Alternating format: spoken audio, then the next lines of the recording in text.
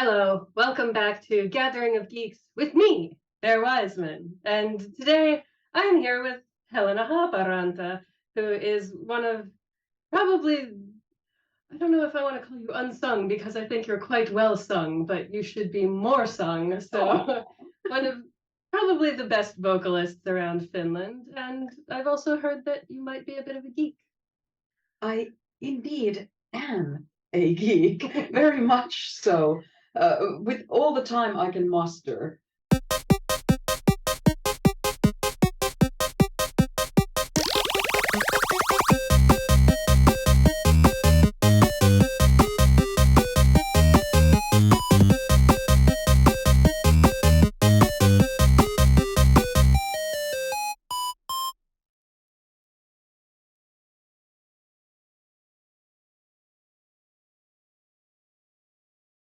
So, the first thing I wanted to ask you about was I've been told that you actually play some TTRPGs or tabletop role-playing games if you guys don't play them. But so have you just played Dungeons and Dragons or have you played any other systems as well?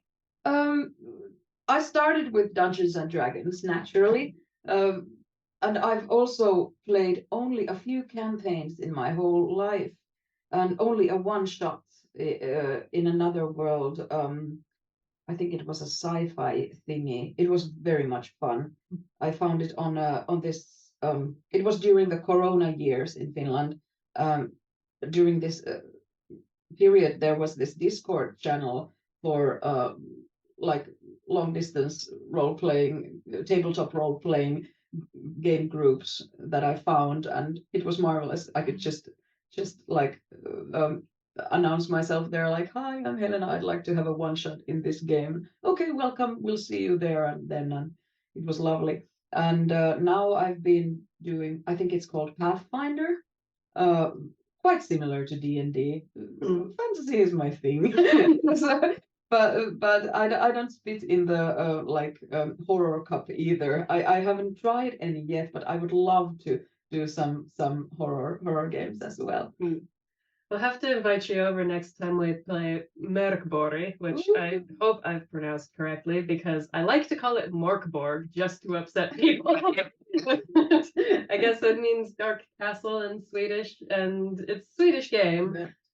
It's a very like the world is dying, and if you believe otherwise, you're the apostate and you're the heretic. Okay. And so religion preaches the end of the world, and you're just trying to survive in it. And so it's mostly kind of a dungeon crawler. Oh, that sounds lovely. It's all just horror. It's drippy and slimy, and they have their own like suggested soundtracks, which are a lot of black metal and like stoner black metal. Okay.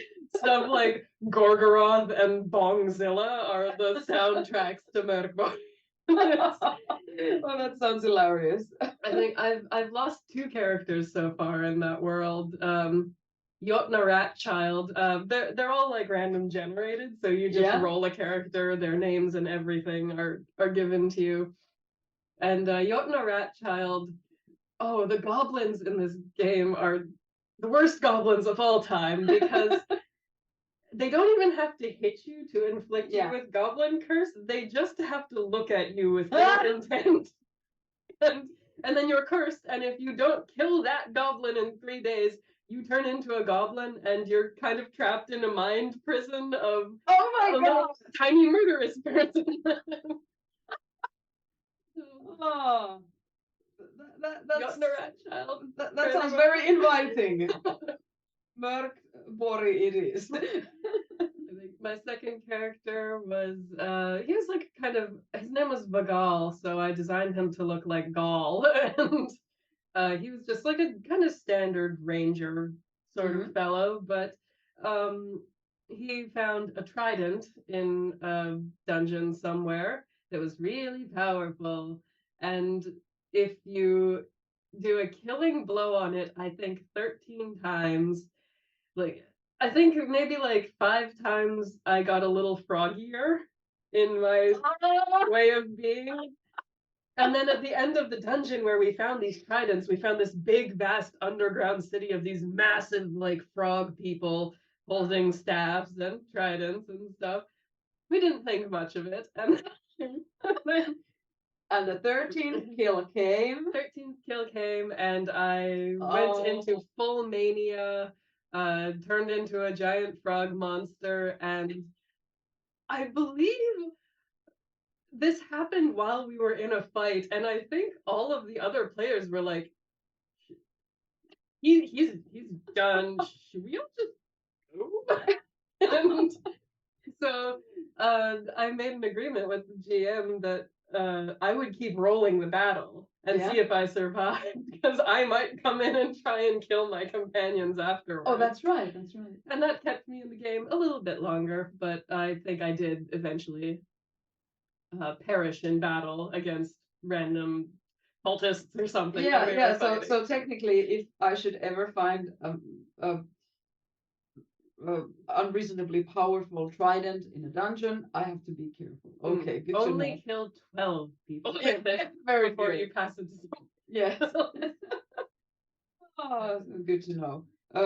In this campaign, we are enjoying right now, led by Joachim Björkgren, a very, very magical world creator. This beautiful, beautiful mind whose in whose game I've been a part of earlier. Also, I think it was my first one. Then we played pirates. It was fun too. But this time, oh my goodness, my character. May I tell you about my character? So there's this magical place where everyone's like a cat. In the world, it is quite hidden from others, like somewhere, I don't know, in the mountains or something. So no other people can enter. And in there is this people of, can I say people? This community of cat-like creatures. And there's this family of royalty there.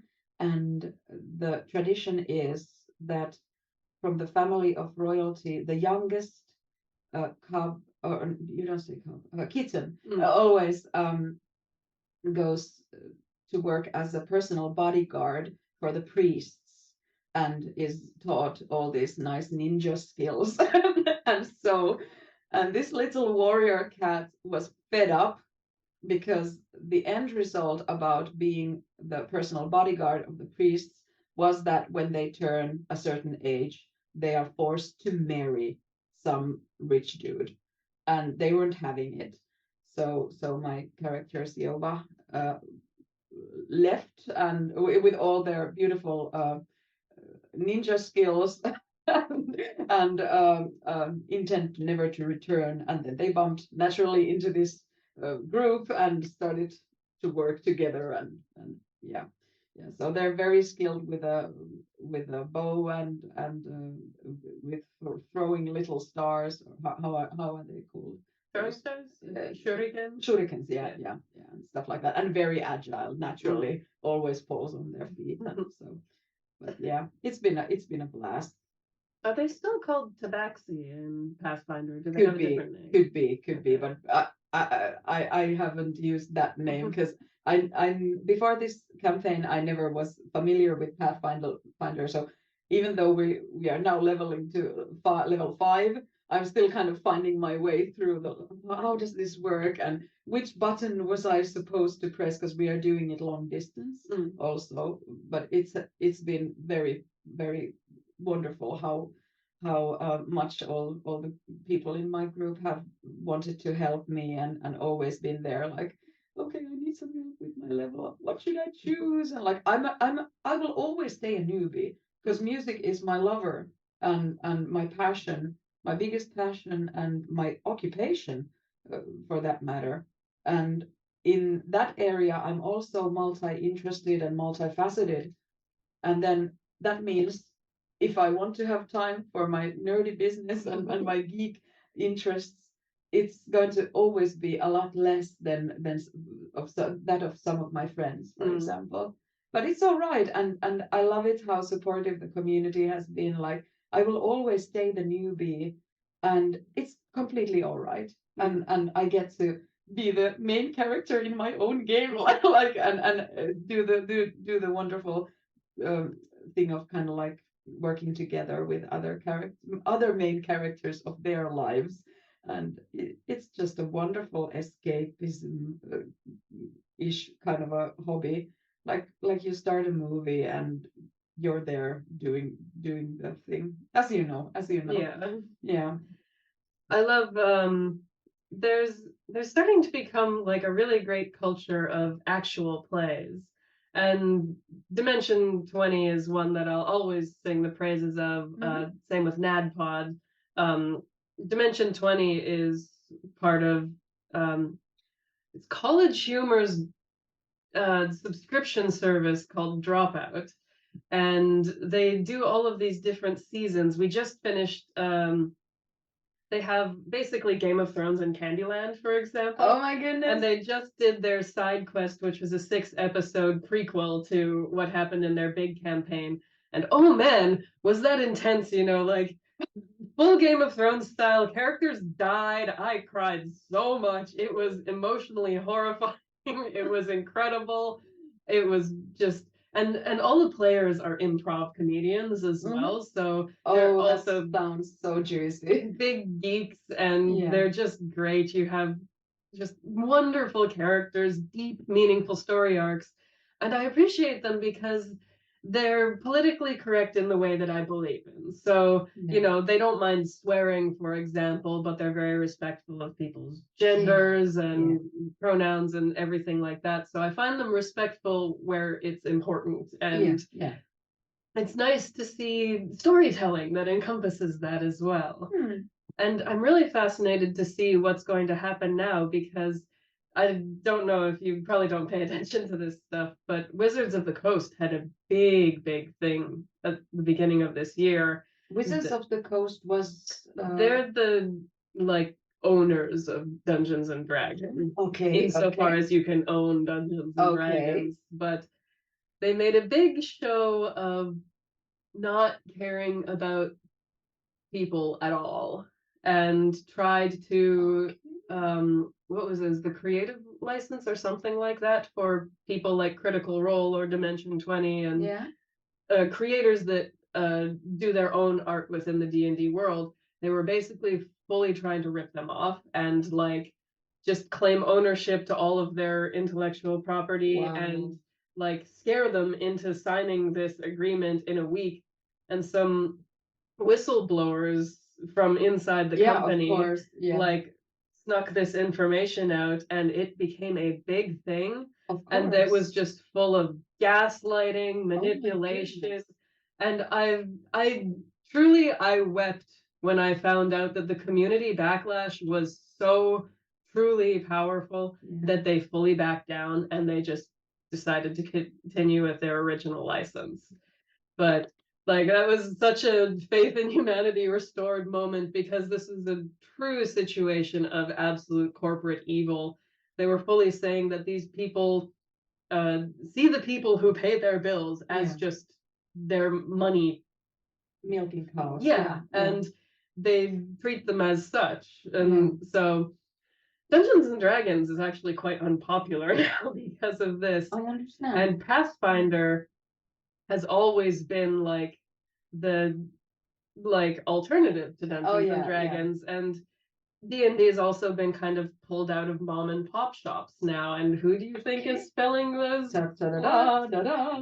Okay, that's so interesting. Thank you for sharing this with me. I had no idea. We've only in our campaign, there probably has been a reason why we use Pathfinder, but no one's talked about it. So this I've heard really good things about Pathfinder, because I think the problem with D&D is it's very preset a lot of the time, and so a lot of people have to homebrew things to kind of make it work, to make it fit with the character and things like that. So I've heard that Pathfinder, which I personally haven't played, but my partner plays and a bunch of my friends play, Finnish campaign, so I couldn't be a part of it.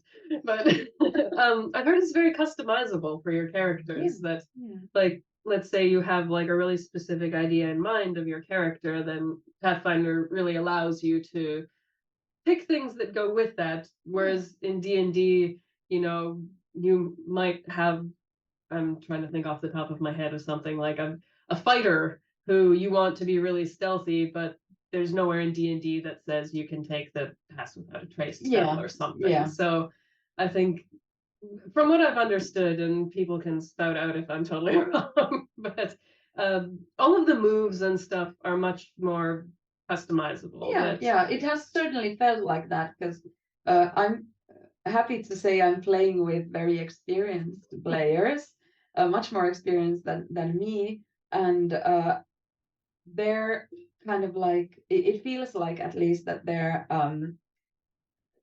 love for detail in their characters has been like present from the very beginning, and they've inspired me to also kind of like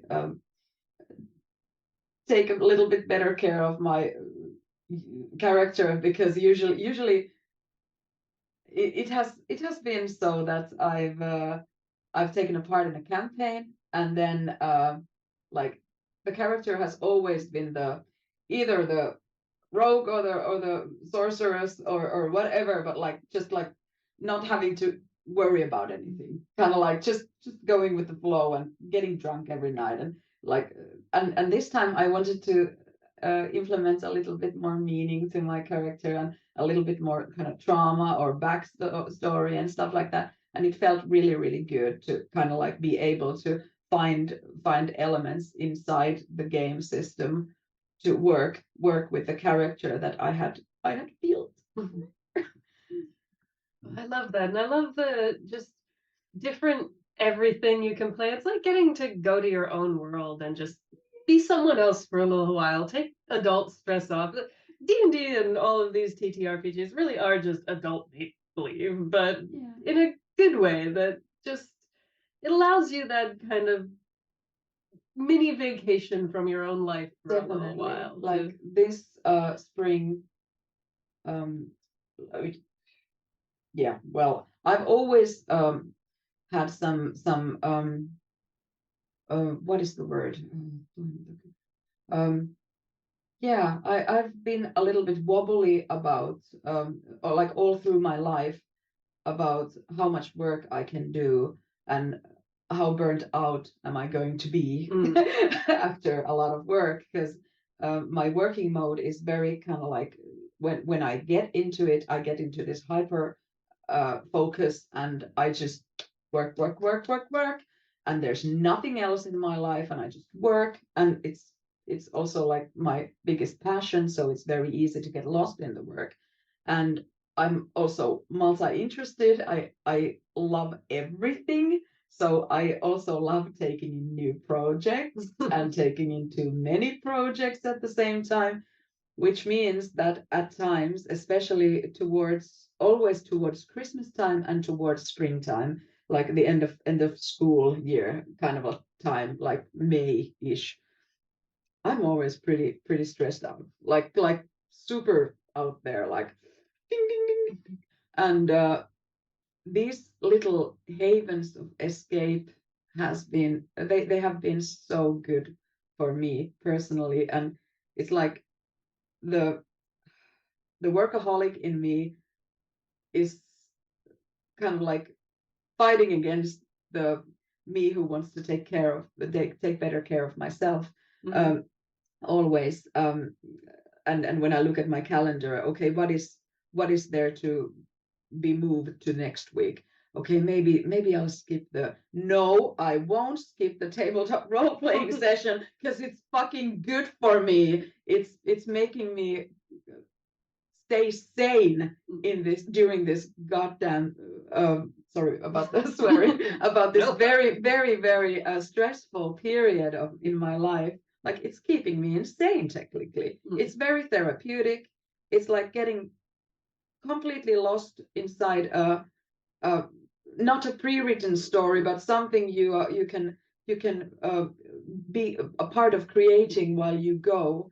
and it's they say that in a way that's also like meditative, like if you are in this creative, playful mode in usually by yourself, but like you can, okay, this is a little bit meta, but anyway, like you go for a walk and you start to visualize stuff in your head and you start to kind of like play around. Okay, there's a tree, but what if the tree, I make the tree fall? Okay, now it falls, and then there's a little hill over there.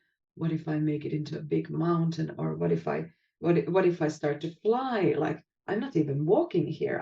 I'm taking little steps on like little pieces of cloud, and you can use your imagination like that while you're walking or while you're running or whatever, and or staying still. I don't know.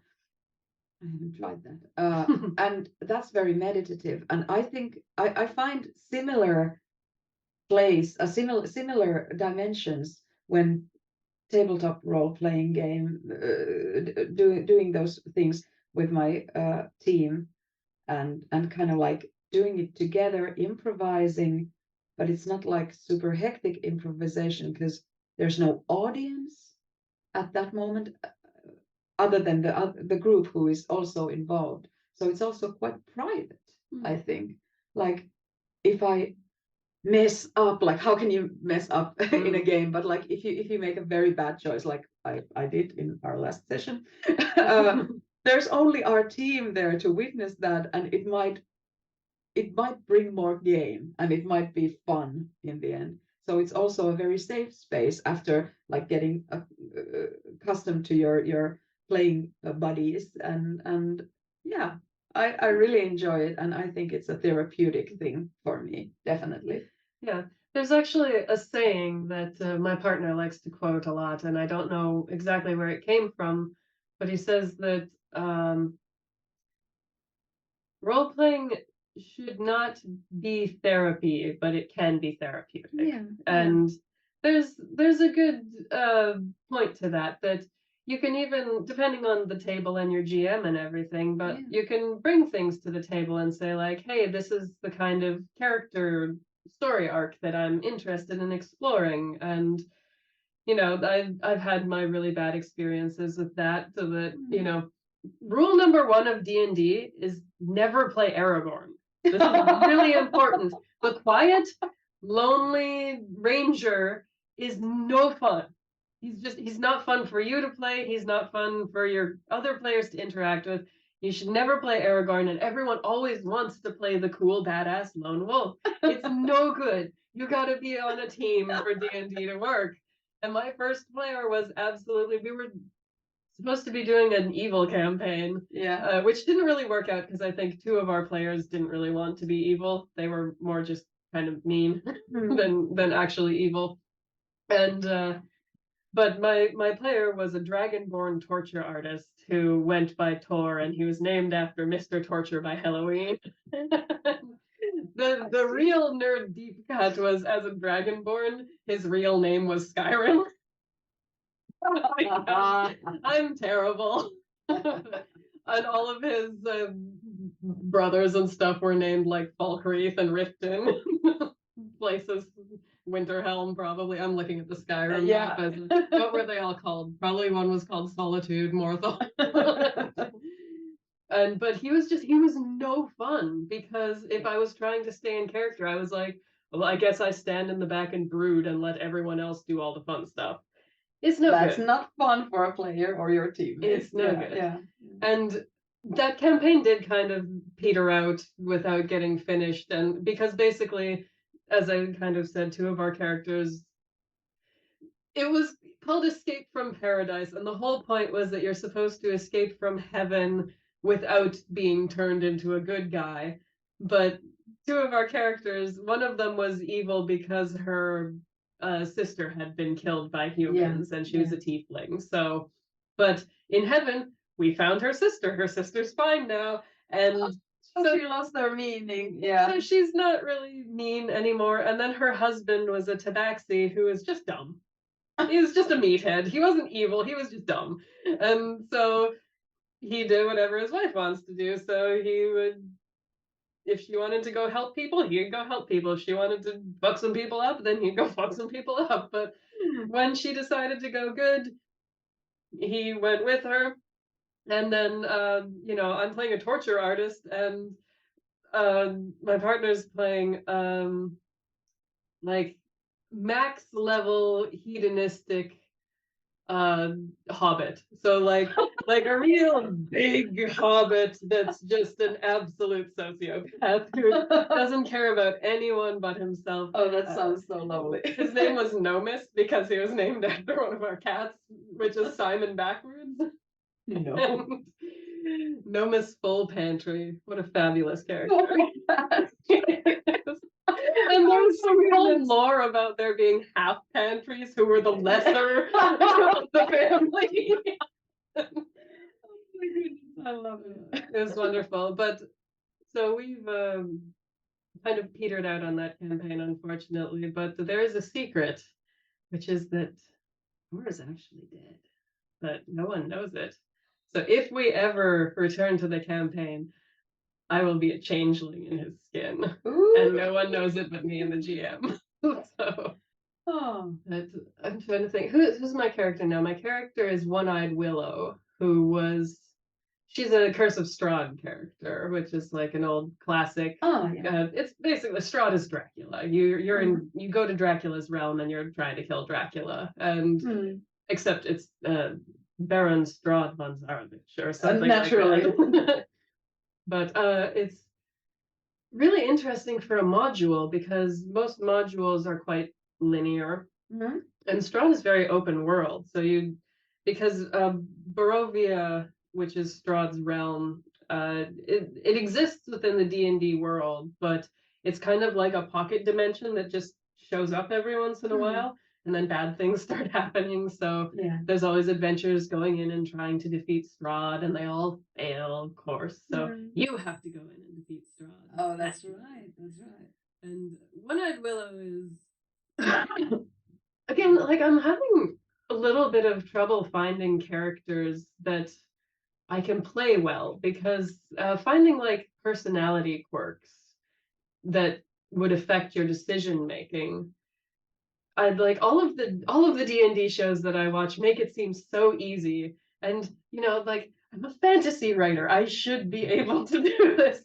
And I come up with good characters, but when I go to play them, I'm like, what would this character do in this situation? I don't know. Yeah, it's interesting to try to step into someone else's skin or pants or whatever. For me, when I think I started by doing live action role playing games, and for me the transition was a little strange to tabletop role playing games because you didn't have the time to like do your props or do your makeup and change clothes and this kind of how many times am I going to say meditative in this? But anyway, this kind of like to zone you in to the character. You just open your computer or go to the place physically and say hi to your buddies and sit around the table, and then the game begins. Or we might go through what we did last time and where we are heading to and stuff like that. But still, it's a very much shorter time compared to the like having a live action role playing game character. I'm just going to call it LARP. No, so LARP character in your hands and studying it and kind of doing the work or meeting your what are they contacts and like getting to know the people you're going to play with and then planning and executing the look and like stepping into one's skin. It's very different from like, hey, I brought some Cheetos. Okay, now let's throw the dice and be the character. Like, what is happening? We might have some music on that will bring us to the kind of like closer to the world and the atmosphere, but it's still so very quick. And even though we all have like bright minds and we're very creative naturally, but then what would my character do? That is a very good question. Like, I would do this, but what would my character do? Yeah, it really makes you think a lot about like philosophies and things like that, because I'm like trying to think like what are the main principles of One-Eyed Willow? Well, she's very religious because she knows that her god is real, because her entire village was wiped out by werewolves, and there was just a bunch of children survivors and like a couple teenagers. But so she's missing an eye, and she's extremely anti-werewolf. That's why her whole that's her whole purpose for coming to Barovia, is she wants to get rid of werewolves, and she thinks werewolves are caused by Strahd. So but then you get there and it's like, okay, well, now we're in Barovia. What do we do? And it's like, well, we're obviously not going to go to the castle and fight Strahd. So I guess we just walk around and help people until we know what to do. And so it becomes like you go into these situations and you're trying to think like, okay, this person's being like, you go to one town and there's this real perky baron who puts on festivals all the time and doesn't let you say Strahd and doesn't let anyone be unhappy and everything. Wow. And so I'm like, how would she react to this? Because on one hand, like, I'm a very happy-go-lucky, like, giddy kind of person sometimes. So some of this, like, playfulness comes out in her. But then she's also like really dank and serious at the same time. And I'm like, does this character actually make any sense? Or is this just like what my whims are at any given point? She's just a maniac. I think it's interesting how our own personalities always kind of like surface a little bit in our playing. I think it's completely natural, and I think it's what makes the characters interesting, because we can't fake this. Like, of course we can try, but like it'll still come up surface at some point. And the combinations like of the different characters that we get to play combined with something essential from us, it always creates a very, very juicy, or not always, but often creates something very juicy.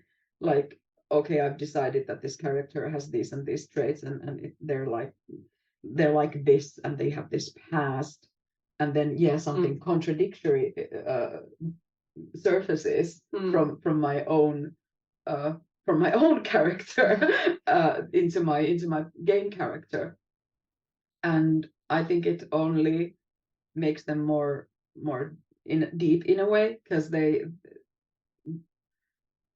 if we think about it, they're like us, like they have different sides to them.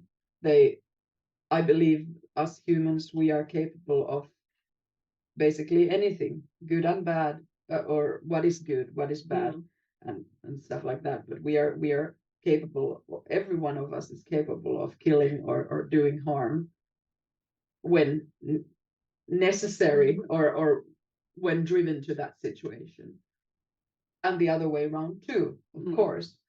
So whatever bursts out of us into the character only makes them more real to me. Like, it's interesting to me in these games. What is interesting is the humanity behind the characters. Also, of course, what the characters have been built to be, and the conflict. It's so super juicy. Like, you understand. Yeah. I think there's one thing we just added to One-Eyed Willow, which is that I've been writing her letters after every session that to her sister, who is back in the real world. And I was just discussing with the GM, like, can her sister be dead? And she's actually in Barovia, maybe like trying to atone for something, and she's sitting here kind of like forgetting that her sister's dead, just pretending she's off on another adventure, and like writing letters to her sister that probably just get thrown out or burned in the end, because her sister's not actually at home waiting for her. And I'm really excited to see like how that will actually play out. Because Willow's been hard to get into, but I'm finding her slowly and surely that she definitely, like, as someone who was raised in the woods, she doesn't have a lot of patience for being prim and proper, which is very much coming from my little tomboy heritage, living in the woods all the time and hiking and fishing and camping and not being a pretty little indoor girl. But then it's also very weird for me to play because this character is so religious and I'm very not. So it brings out different things that I have to, like, okay, like, I have vague religious trauma, like, how can I handle this so that I can play this character as being fully, absolutely dedicated to her god? Well, it helps that her god is, like, legitimately 100% factually proven to be real. So that also helps that she gains power from her gods. So there's no question of whether or not her god is actually up there. But it must be interesting, especially if there is some sort of religious trauma, then to kind of put yourself into a skin of someone who is religious and kind of like gains their power from their god and relies on their god. So it's kind of like, hey, Daddy, could you help me? Help me out here, please. And I've had it the other way around. In a live action role playing game once, I was it was my first overnight game that was kind of like, it started I think on Friday and we played until, I don't know, Saturday evening or so. So it was a 24-hour game approximately, maybe a little bit more. And my character was an absolute like crazy, fatalistic, super religious, super what is the word? Conservative psychopath. And I had to live in their skin and think ill about my co-players and like people I look at as my buddies or my friends or my very good acquaintances. Okay, this is a nice person, I know them, but this character wants them dead because they are in the way of the true and only purpose. And like, I was messed up for 3 weeks, I kid you not. I got proper aftercare too, but and like but the 3 weeks after the game were quite difficult for me because I had been despite the no, not despite, what is the word, on the cigarette breaks I wasn't the character. So I smoked a lot during that game because I needed the freaking breaks once in a while from the mindset of that psychopath, crazy killer lady, very religious one. Because I can't say I'm an atheist, but like closer to that one. I've always loved all religions I've encountered, but people always tend to like people are able to mold bad stuff out of lovely religions. So but I've always been fascinated by different deities and religions and also spirituality and stuff like that, but I'm in no way myself very spiritual in that sense.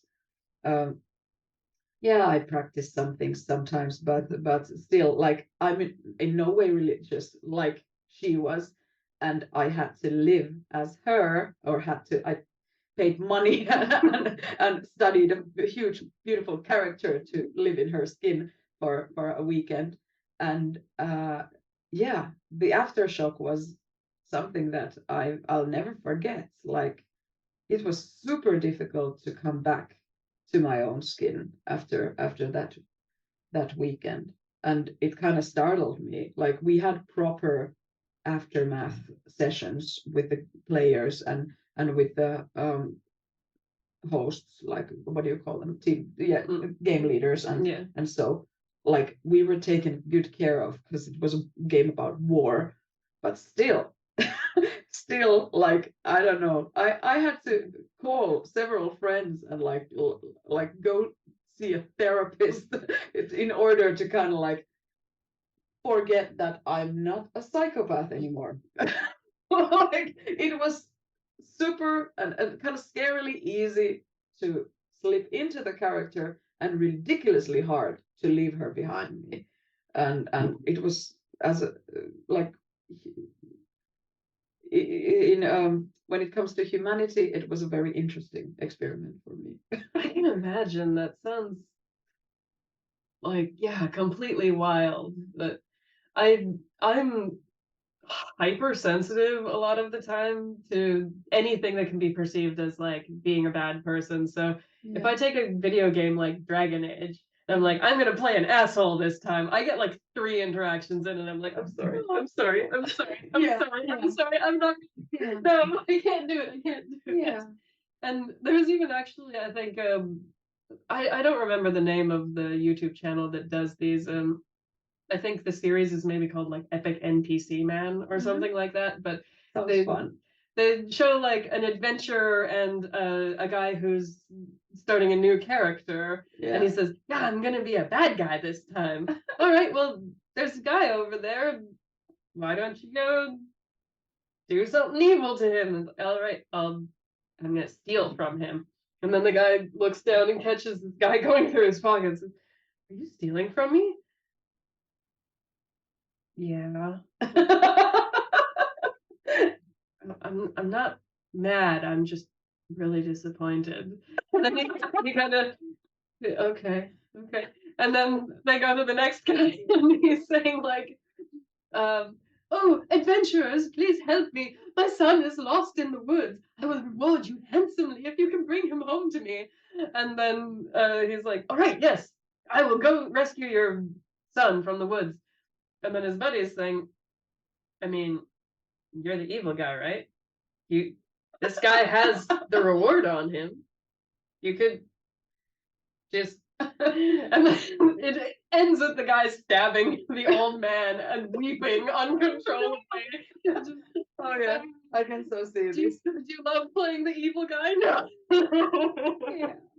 Yeah. That's how I feel anytime I try and be someone evil. It just doesn't work with me. I'm too soft of heart. Yeah, I mean,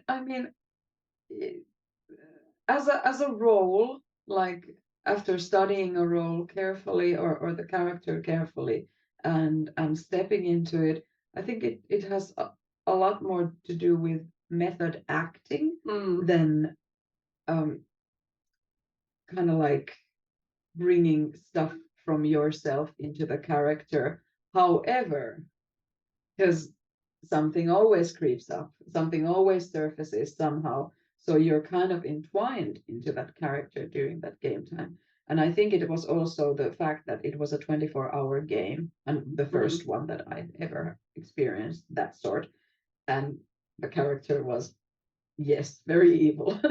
And maybe that's the reason why it felt so difficult to let them go, because also I was allowed to be evil and bad in that situation. Like, I was allowed to express stuff that I never express or never get to feel, because I'm not a psychopath.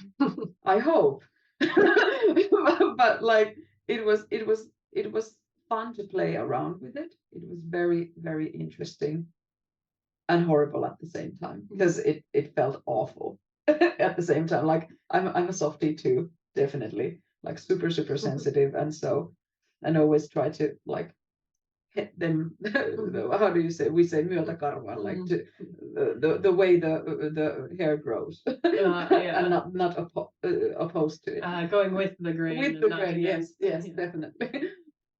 That actually, you just reminded me now of a story that I was writing years and years ago that was based off a dream that I had that involved these people kind of finding this door in the woods, and their friend had gone missing, and it was presumed that she had gone through this door.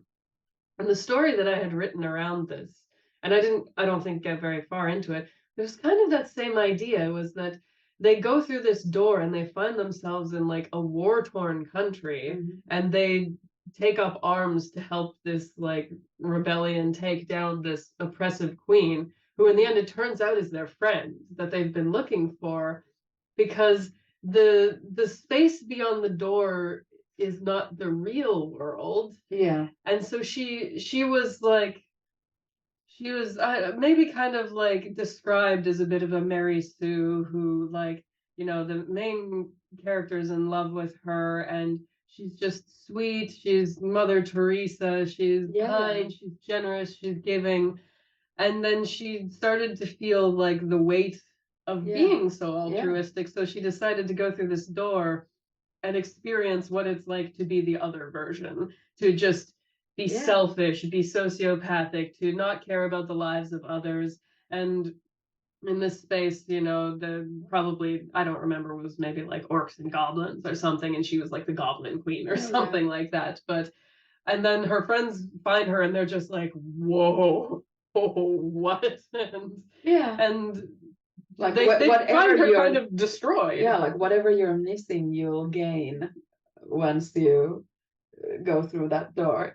It's such a wonderful little kitchen psychology test, kind of like for a character. Like where would they go? Where would I go? It's such a lovely thought, and very scary one too. Would I go there to be the sociopathic queen, or what things would surface?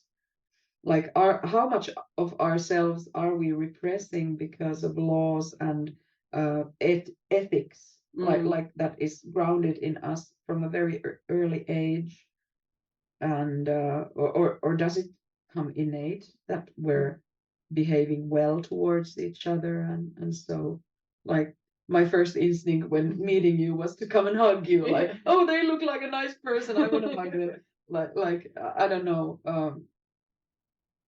would that exist if I was not loved as a kid, or left alone as a kid, or not loved somewhere along the way? I don't know.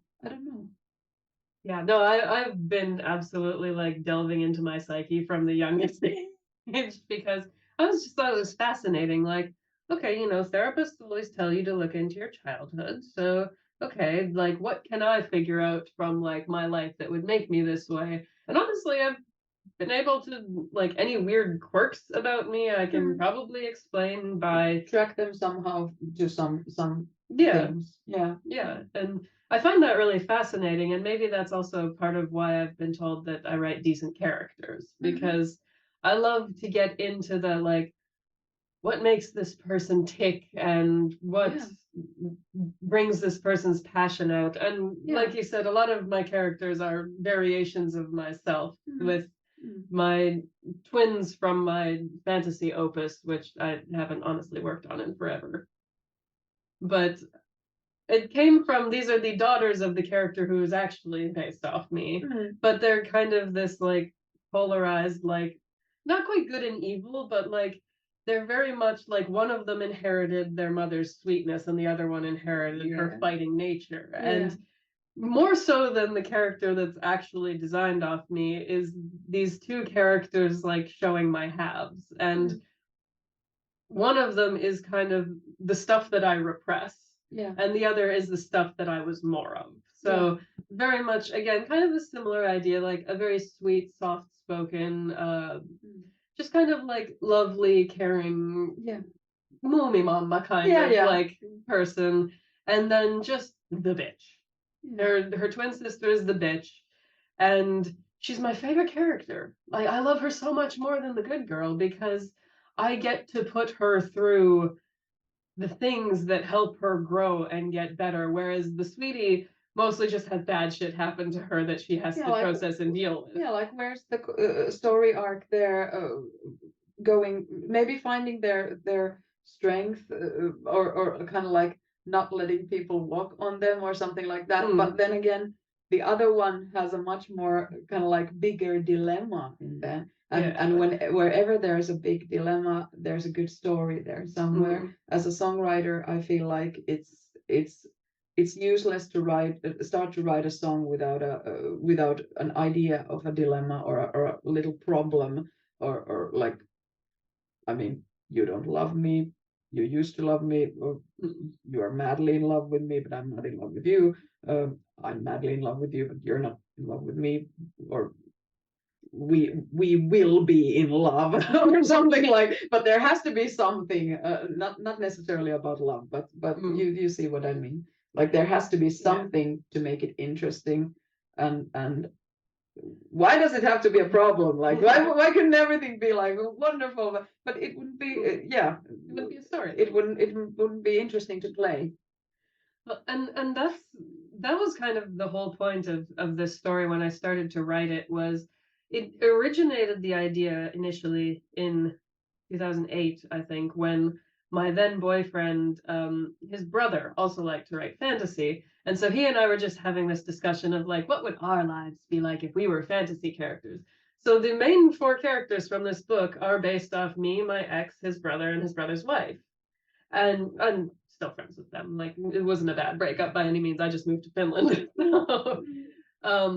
But yeah, the whole point of that story was like I had hit a point where I had just played so much Final Fantasy that I got kind of bored of this like idea that like the hero will rise up with his band of buddies and take down great evil. And I thought, yeah, that's every story, really. Like, what would happen if actually like, like most stories will riff off of problems in our world, but I don't know if I've ever read a story where the world was actually better than our world. Where like, I started like throwing around these ideas like, what would make a good king? Like I got into this idea of The Gentleman Bastards by Scott Lynch, who are con artists, but their whole deal is to like, they'd spend like every 6 months in their youth, I'd go here, I'd learn this language, I'd learn this trade, I'd go here, I'd learn this language, I'd learn this trade, so that they are just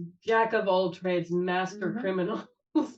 But I thought, what if that was what the king did? Like the king sends his children to like, go live with the farmers, go live with the merchants, go live with the people of your world so that you can best serve them. And then I thought, that's gonna be the kings, like the leaders.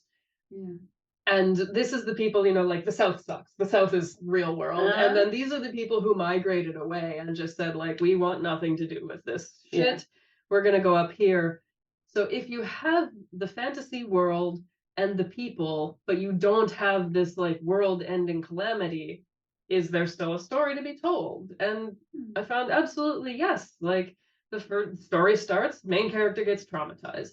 His then girlfriend turns out to be a monster who tries to rip his soul out. And so like when I first wrote this in 2008, of course, I didn't really have that concept of like action consequence, especially emotionally. But and as I started getting this like darker intro, I started thinking like, man, what would that actually do to you if you find yourself in this relationship with, the kind of like stereotype controlling bitch girlfriend who's trying to get you to do your hair this way, and you're a minstrel, but sing the songs I like, not the songs you like, and everything me, me, me, me, me. And the whole story basically starts with like, I'm gonna marry this girl because I've been with her long enough. It seems like she wants it. So, and then the brother is like, wait, no, no, no, no, no, no, no, no, no, no, no, no, no, no, no. My brother is not going to get together and start a family with this girl. Hell no. And goes to interrupt this engagement that his brother has set up, only as the interruption happens for this woman to go and like just go full crazy, and then the brother has to kill her. And like what happens to the characters? It is an interesting thought if they've had kind of a safe and wonderful state or like surroundings before that, and he's just happened to kind of like bump into this girl who hasn't treated them good, and then they end up traumatizing the character. it's a very, very interesting kind of Western kind of like angle there, because we have it so good in many things, and or how do you say, like middle classy problems, but like we have good, we have a most things all right, and of course there's always room for improvement, but compared, and then something happens, our heart still breaks, or we still get traumatized. So it's actually quite a Western life-like situation in a way, even though you're handling monsters and this utopistic, weird, wonderful king who has sent their kids to learn stuff from the people, basically. Yeah. And I love that idea of just like, if you take out, like, I often feel like my life is an adventure. Like, I emotionally adopted an adult for a while. It didn't work out, but that was one hell of an adventure and one hell of a story. And it's that sort of stuff that, even if there's no happy ending, I still feel like that was a wild adventure, and I should be so lucky to have done this thing that no one else would dare do and survive it, even if it broke my heart. And it's that sort of thing that, like, I felt like, instead of constantly drawing attention to the negativity of the world, that, because there's so much, as good as we have it, everything is still shit all the time, it feels like. So I thought, like, maybe I'll just give people some fantasy that doesn't make them think about how bad politics are, or how bad, like, slavery is, or racism, or whatever. Like, this is the north half of my world, all races, all genders, all sexualities. Like, the basic principle is to decide whether something is good or bad is, does it hurt you and does it hurt people around you? If neither of those is true, then it is considered okay societally. Lovely utopia. Oh my goodness. There's still problems. And even if there's still problems, like, there's this basis of security that you can trust, like in my own political bubble, like, the values are there, everything's cool. So in a way, in that place, people don't need to worry about those things, so they can zoom in maybe better into, like, smaller issues, like your girlfriend turning into a monster. But we still gotta have problems coming from somewhere. Yeah, of course. And there is always the South, like if you should run out of options, like something might crawl up from there. I can fully say this, because fuck knows if and when I'll ever finish writing this, but the story does end with the main character and his wife leaving his brother and moving to the South because he finds a patron there, and this absolute terrible dude has a terrible son who sees his very young daughter and says, I want to marry her because she's beautiful.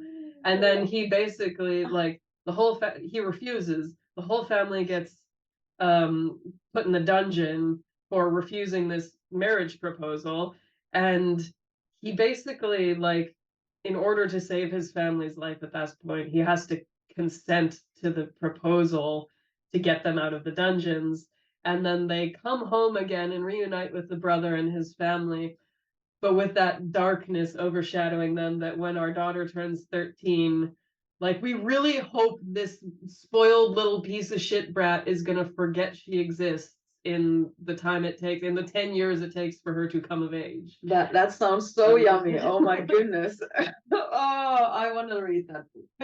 When is it coming? Where is your publishing deal? Hey, if you are a publisher and you're watching this person here can write and make stories. Oh, thank you. It's been so, as I said, I started writing the story in January 2009 or 8.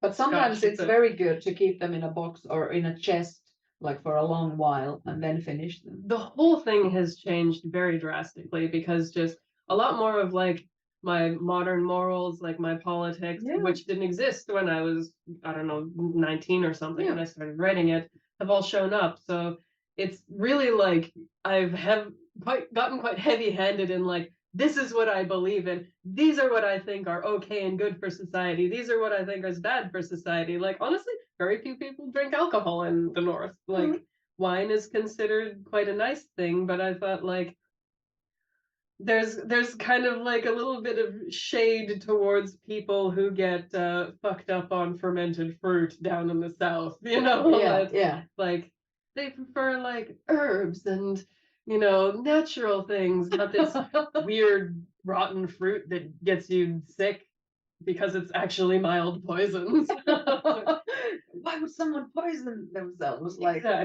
willingly?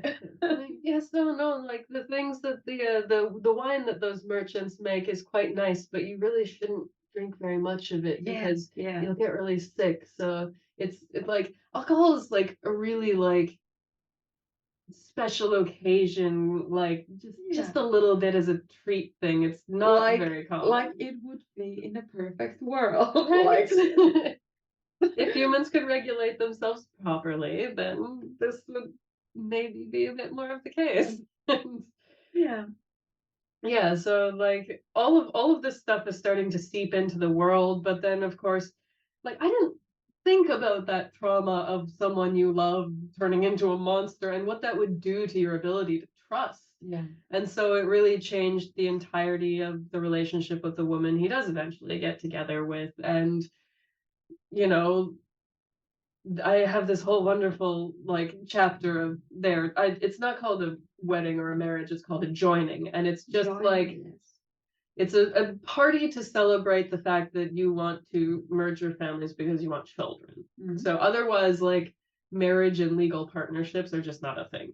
So another one of my morals, because I think putting government in charge of declarations of love is inherently offensive. So, and if you are with someone abusive, you should be allowed to fucking leave them, no questions asked. So, nor should nor should it be possible to bound someone like against their will to somebody, like in these cases they've been reporting from the US. Yeah. Like, oh my God, 16-year-olds forced to marry some. Anyway, let's not go there. We're making better worlds. Geek themes. Thank you. But yeah, so like still you have to deal with this, like how like I love this person so much. I want to spend my life with her, but how do I know she's not just also biding her time and is a monster, you know? Like you have to how do you know? Like develop a whole new form of trust, like, and you have to want it. Because if you don't want it, you'll never get it. You'll always be suspicious deep down. Oh gosh, this hits home so well. I broke up very nastily like 7 years ago. I'm just like during these last 2 years, I've been even interested in creating a Tinder profile or actually like looking into the market for creating a trusting relationship with someone. But anyway, yeah, no, relationships are hard, and they take work. Like it takes a lot of hours to kind of like, first of all, get involved with someone.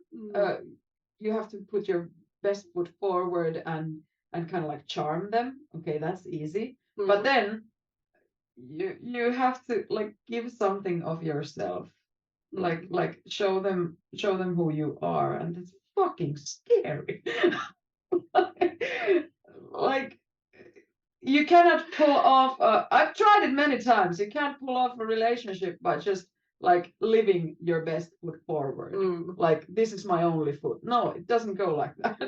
You need honesty and communication skills, and you can't hone them unless you like, you can't have them unless you practice them. And be courageous, and in a way, okay, this is so cheesy now, but life is an adventure, as you say. Like, and like also falling in love it's a huge risk and a wonderful risk too. Like the benefits and the wonders you can gain from it. The chemical storm that you'll get to enjoy for the couple of years in the beginning, and then what it might develop into, like this strong bond with someone and beautiful friendship. It's a very interesting adventure. Yeah. Well, and that was something that I realized was so hard, because as I was writing this story, the original drafts, again, not very good. They were first drafts. I was young. And someone told me that my second chapter was way too Twilight. And I was like, what? But they're like, yeah, they're just kind of like blushing a lot. And I was like, kind of, oh, this isn't great. And then I started to think, like, what does make a compelling romance to me in these days? Because, like, I've never liked, if I'm to reference, like, How I Met Your Mother, for example, I never gave a shit about Ted. I found Lily and Marshall to be so much more interesting because they were the couple who were together and surviving life together. It was never the will they, won't they that got me excited. It was more the what happens next. It was the after, happily ever after, like all the Disney movies tell you that you just have to get married and everything will be fine. And I got so bored of that, and I was like, I want to know what happens after happily ever after. Yeah, that's what. Like, how does Prince Eric and Ariel make it work after? Okay, there are some movies about that, but still, like, it's an interesting thought. Like, she leaves her life, her family. It's a quite a traditional setting. Like in Finnish culture and in many other places too, there are these laments for ladies for the I don't know 3-4 week period that they mourn, kind of like or not mourn, but kind of like get used to the transition to starting a new life with someone in their house and with their family and from the olden days. But still, it's very relatable. Like, what happens then? How do they make it work? How does she get along with her mother-in-law? Like, or father-in-law, that for that matter. Like, it's much more interesting than how do they get there. Absolutely. Like, and it's the key to one's happiness. Like, if you start to build something with someone, how do you make it work? You'd have to have maybe a similar direction. Maybe your paths might go a little bit, like, sometimes in a different ways, but the overall direction must be there, I think. Like, you wish to travel together to wherever you're going. Is it leveling up or building your life together, or just staying zen and enjoying your little happiness? But still, the direction needs to be there. And how do you keep it? How do you maintain it? How do you keep your loved one and yourself happy? Communicating boundaries. It's so easy to spill these words out, but how do I do it, like, in real life? That is interesting. Or how do the characters do it in their lives? Like, as you said, what are the ingredients of happiness? It's so fascinating for me to explore, because, like, both of the main guys in this story meet their forever loves, like, within the first 2 chapters, and each chapter is about, like, a year in the life. So they meet their spouses quite early, but then one of them loses them. She goes missing, and this whole, like, I wanted to explore, because my ex's brother and his wife, I don't know how their relationship is now, because they've been together forever and they've been married forever, but they were very, like, intertwined, like, very closely linked, like, every day, like, on the phone in spare moments, like, go to school, go see you after work, like, be on the phone with you on the drive there and everything. And I was so fascinated by their romance, because I thought, like, God, I love how, like, involved they are. They just, like, every detail of every day must be told. It must, like, they share everything. But I also found that, like, intimidated and weirded me out. Like, I absolutely love their love, but it's not the kind of love I would want. And freaking exhausting. Yeah, exactly. For an introverted mind. Oh my God.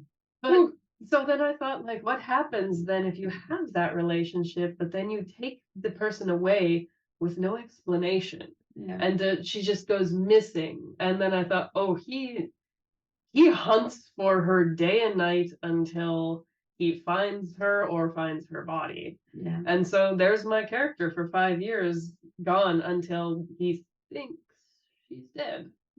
And then what does that do to him? He maybe finds, I haven't decided actually yet, does he start partaking of the South, or does he get into, because I had this idea for a drug that was called the endless mirror or the bottomless mirror. That was nice. Like, because magic in this world is based off a multiverse system that they kind of open doors to an alternate universe and take like swap energies through there. And so this would be kind of like something that simulates that, and it's an eye drop that you put in and it shows you, and you don't know if it's real or imagined, but it shows you a version of your life where you didn't make this mistake or this didn't happen, and it's so addictive. Yes, I believe. So this guy, it's probably going to be that, because alcohol is so generic and this is fantasy and made up and it's more fun. But I love the idea that, like, I don't know, this will probably make him go blind or something, but like he'll just be like living in this fantasy world where his wife is still with him and just be like not taking care of himself, like starving, and his brother's like losing his mind because that's also like a very, very fruitful dilemma in the story. Like, how does the brother do they rise up somehow and help them out of the situation, or will they stay there in there forever? What was the word? Mirrorland. In the bottomless mirror. Bottomless mirror. I love these like more maybe like psychological takes on people that just like, okay, if I throw a challenge at you that's specifically designed to be hard for you as a person, how do you rise above it? And I find generally that the characters, like, all I have to do is I usually do like a character map when I make them that's like basics, like what do you look like, and then like what are your needs versus your wants, like goals and things like that. And somehow this works when I'm writing. It's still not that useful with D&D somehow when I'm making those characters, but it's maybe because I don't actually like mix them with the world. I'm just thinking of a standalone character, and I need to maybe try and incorporate them into the world a bit better. Maybe I'm having some insights now, but since when you are creating a world as a writer, it already is there, and you're kind of like just growing new trees there. Yeah, exactly. When you're working with it, but it is already there. But when you're as a D&D player or whatever game world you are stepping into, you are stepping into a world created by someone else, and you need to study it and be super curious about it. But it's still not like your world there. Well, and I suppose specifically with D&D, if you've got a module, like player's not allowed to read that, so I'm not allowed to go and like look at the lore of Barovia. That's for the GM to reveal to me in his time, her time. And so it's a bit different, but yeah. So I love to create these characters because nothing hurts me more than a two-dimensional character. As a writer, I'm looking at you, Rings of Power. That was bad. But, yeah, it's just I want people to feel real, because that's what makes me feel feelings. Like I still remember the first time that I saw Pride and Prejudice, and I was like, this is a movie about two assholes and it's amazing. Like, they are just so snobby, and they're this is amazing, like how this snobby attitude like ruins both of their lives. And I love that it's absolutely been ripped off in the third installment of the story. Is that my bitch is kind of Elizabeth Bennet, really. Like, and her sister is kind of who's the older one, the beautiful one. Yes, the Mr. Bingley falls in love with. Yes, naturally. And then there's a full thing where like his best friend thinks that she's not invested enough in him, that it's one-sided. He convinces them to break up. It's the first person she trusted or was interested in, even after everything that happened with her husband, which he does come back for her. But so that's a whole trauma for her, is getting married to that dude. And then she finally starts to like trust and feel like, oh, I could really like this guy. And then unbeknownst to her, his best friend's like, she's not that into you, break up. And then really like closes her back up. And her mean ass sister is just like, oh no, enough people have messed with my sister in this life. I will not stand for this. And so she gets into this real vicious kind of battle with that sounds like Lizzie Bennet. All right. Yeah, that's Lizzie Bennet and Mr. Darcy, and they do find their way in the end. But I'm really proud of this, because in the end, when they finally kind of realize that they've been in the same place the whole time, it's all love. Because as he falls in love with her, but she hates him, he realizes that this bitchiness that comes from her is from a misplaced love, that it stems from things that happened as a child that she didn't understand, that maybe were never explained to her. And she's so mean because she's trying to defend the people that are close to her, and he recognizes this in her as love. But it's not till the end that he expresses that this is why he's been so interested in her, is because it's a wild and furious, unkempt type of love, but he's so fascinated by the strength of it that he's sort of like, God, what would it feel like to have that person love me? And that's kind of where their pairing comes from. And that to me was exciting, because as much as I do find the will they won't they kind of boring, I do also love a couple who like overcome really disliking each other. Like it doesn't actually have to be romance in stories. I just like when two people find common ground and start working together after a while. That is super relieving for a reader or someone watching a movie, or someone listening to a song, when something is resolved and like beautifully. It feels good in the gut, in all your cells in your body, like, oh my goodness, they finally found something common, and it's a huge reward after a situation.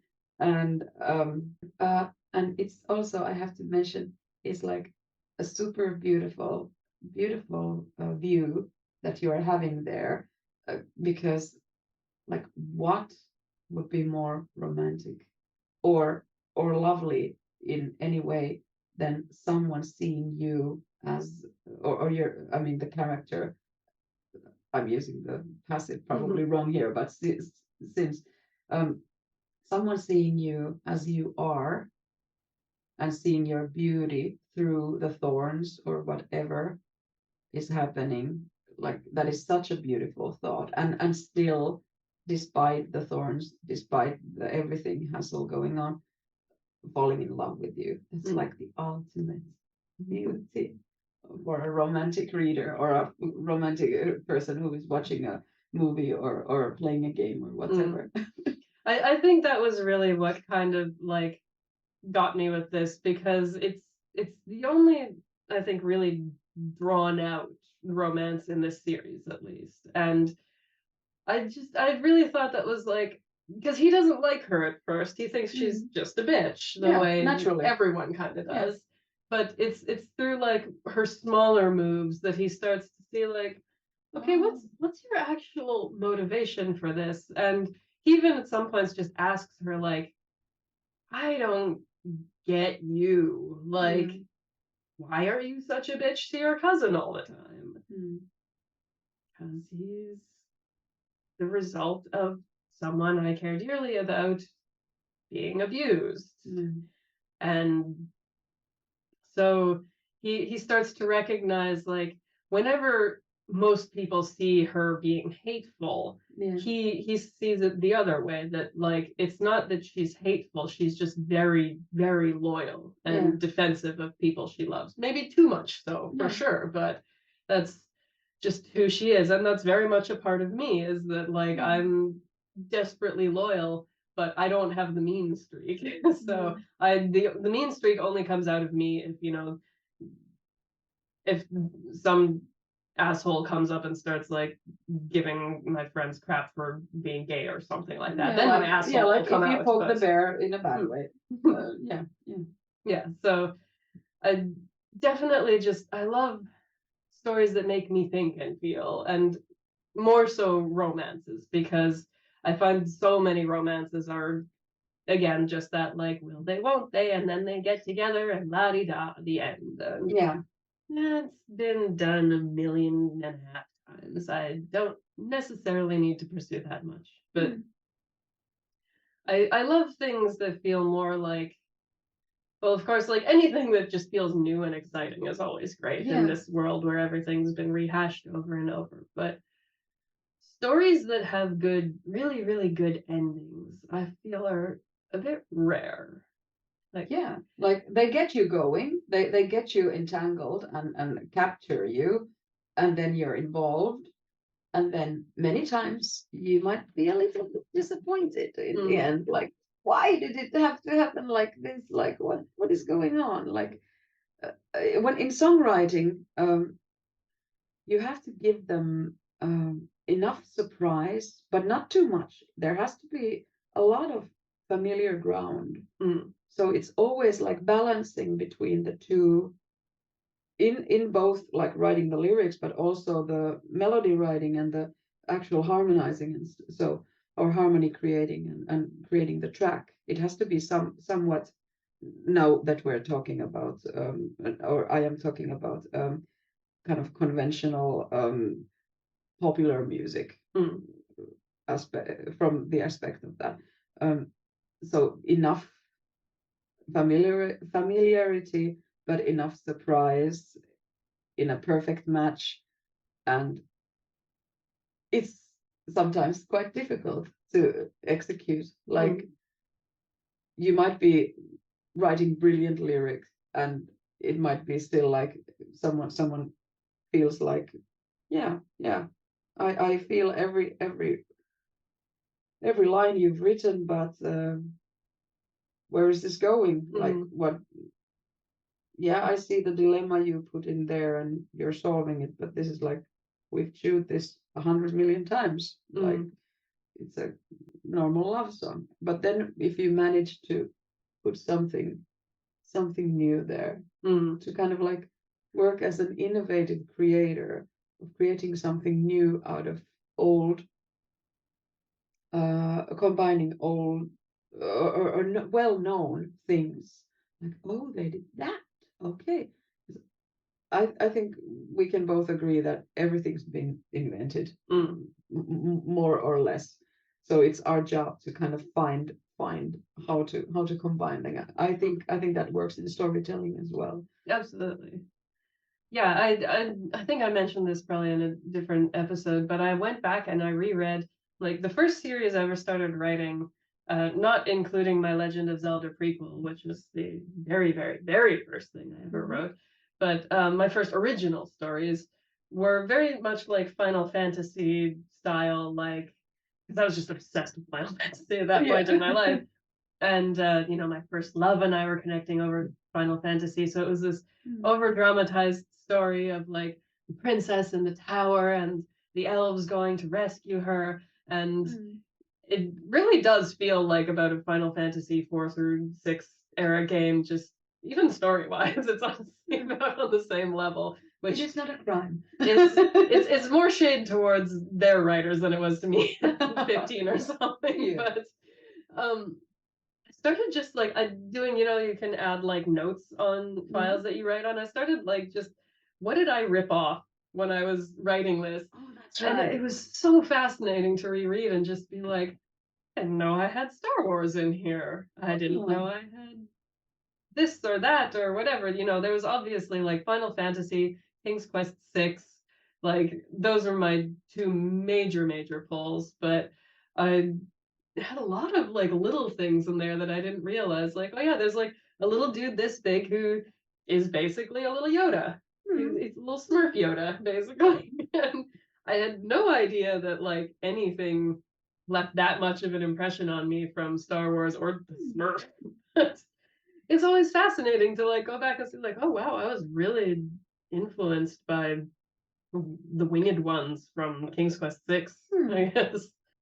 Also, like I'd struggle with like passion these days because I've gotten so old and jaded and depressed. And so I love to read back and just be like, man, I used to bound home from school to just type words and words and words, and they were all nonsense and it was terrible. But I had this just relentless drive that I was constantly writing things, and I missed that a little bit. I don't know if I kind of made it into work for myself by accident somehow, but I think when I started to care about the story and how it was told and everything, it made it harder to just go right.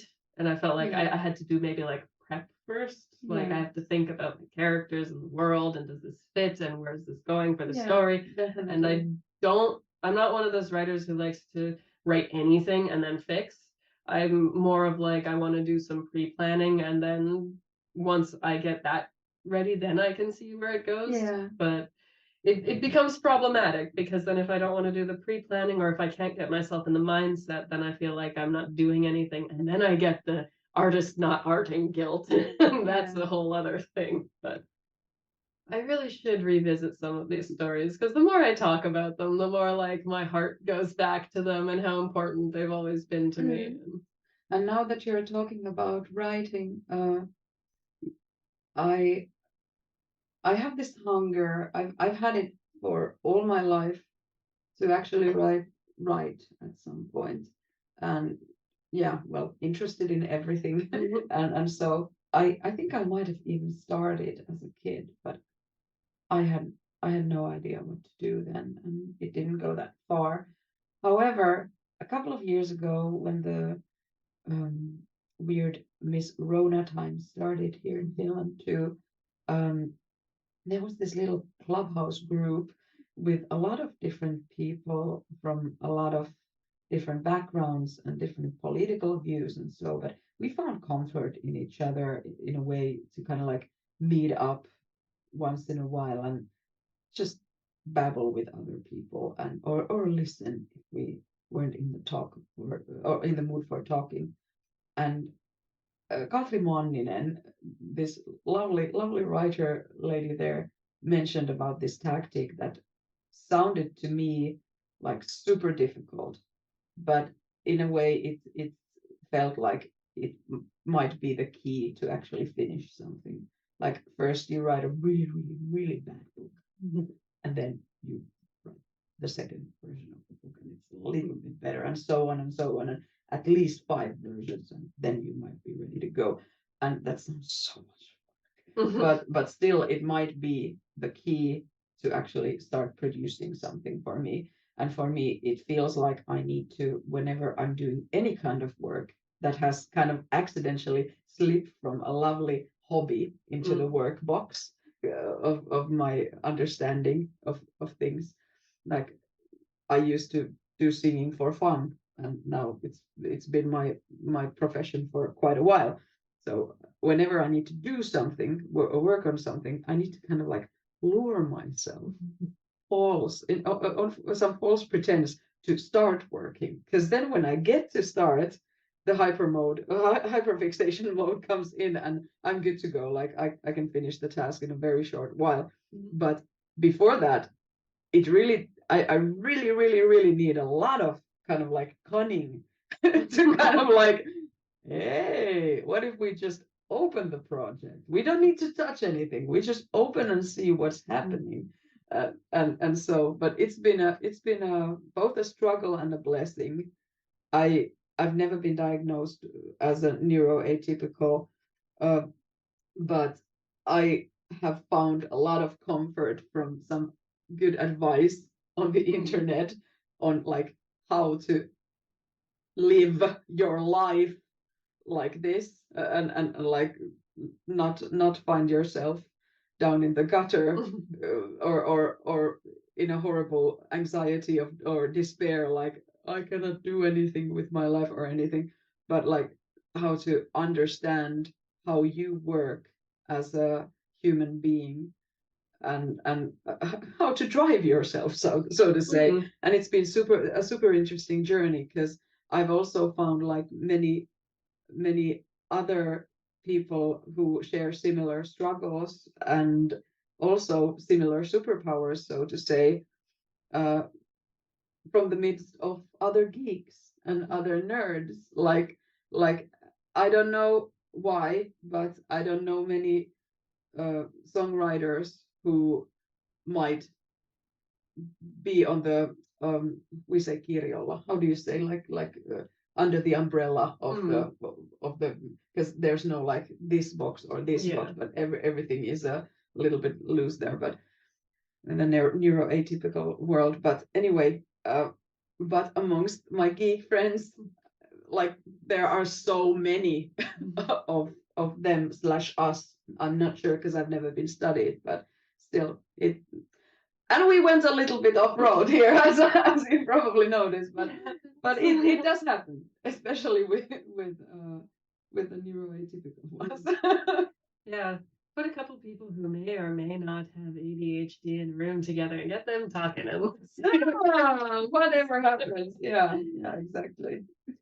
But actually, coming to songwriting, because I find this so fascinating for whatever reason, like, lots of my main characters are minstrels, because I always loved that in fantasy when, someone just picks up a lute or something and starts. Like Tolkien, Patrick Rothfuss, they're so good at like writing these songs that like I feel like I can hear this minstrel and the like passion and the dual voices or whatever. It sounds very like authentic classic music, and then I go to write it myself and I'm like, I'm good with words, why is this so hard? Like, it's like a completely different form of art.